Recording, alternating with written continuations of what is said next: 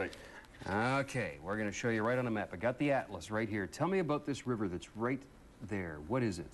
Well, the Taku Watershed is the largest roadless watershed on the entire Pacific coast of North America. It's about 2 million hectares, about half the size of Vancouver Island. This is one valley, and it's an enormous area. It's the largest salmon-producing river on the west coast after the Fraser and the Skeena. So it's the third largest in all of North America. Okay, now what's going to go on here is that this is a place that at one time had some mining in existence, right? But the mining left. In the 1950s, there was a mine open for about 7 years, the Tussaquah Chief mine, and they're looking to reopen this mine by building a 160-kilometer long access road through this largest unroaded watershed to access that mine. Yeah. So this entire area is the biggest area in North America that doesn't have a road in it. Yes, that's right. Now, one of the claims that's going to be made today in the budget from the government, when Colin Hanson brings it out, is that there are more people, there are more mines open, there are more factories open, there's more things that are happening in this province than has for a long, long time, and this is part of it. But this is not the kind of progress that your group wants to see. Well, I mean, all over the province, there's been land use plans that have been developed to determine where development can occur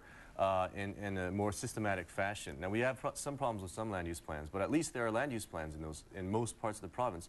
But up here, this is a huge mega project, and there's no land use plan. They're just, willy-nilly want to push through this massive project. Okay, who's the they, and why do they want to do it? So the BC government has already given approval for Redfern Resources to push this road through. However, it's up to the federal government now. They've just put out a report from the Department of Fisheries and Oceans that contradicts their earlier finding, which was that it would damage salmon habitat and impact the caribou herds, and now they're saying it's okay. Okay.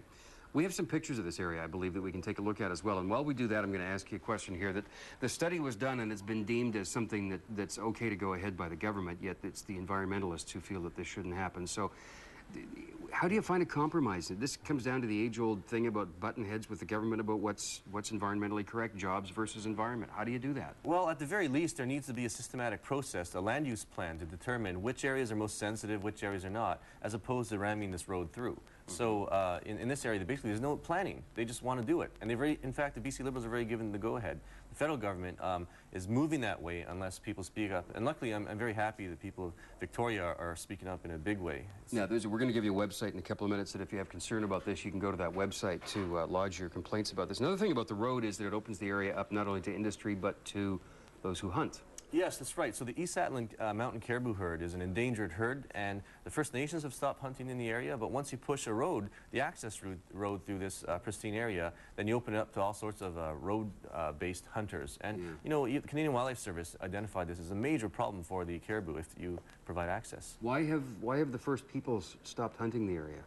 Because they understand that it's an endangered herd, and in the long run, they want to keep hunting caribou, but if you push this road through, then it's opened up to the entire population, and you'll see this herd decline. Is there any possibility, rather, that there's going to be an economic spin-off for this? Are the locals, those who live there, thinking that they want this because of the jobs it's going to provide? Is that part of this? Most of the locals are First Nations there, right? And the spokesperson for the Taku River Tlingit, he has just said that, basically this report by the federal government is garbage because it contradicts all their previous reports. And the First Nations themselves, we don't want to speak for them, but they did put out a scientific review. They hired several scientists who had totally different conclusions than this new government report. Isn't that something? The website we're talking about is one called riverswithoutborders.org. So is that the best bet, that if we want to make some input into this and say that we do or don't want it, is that where to go? That's right. So if you can find more information about this issue at riverswithoutborders.org and write letters to the public input process. And also the Wilderness Committee Victoria. This is the Western Canada Wilderness Committee that Ken represents, but their website is wildernesscommitteevictoria.org, and that's another place you can go to find out more information about this. What's the timeline on this? It's the Thursday is February 18th is the last day for input, so get your letters in as soon as you can. Okay, we are down to the 11th hour for that. Ken, thanks for coming in this morning. Hey, thanks for having me. All righty, Ken Moos with the Western Canada Wilderness Committee, and you can go again to their website or to riverswithoutborders.org to lodge your complaint about that. All righty, we'll take a break and be back with more in just a sec.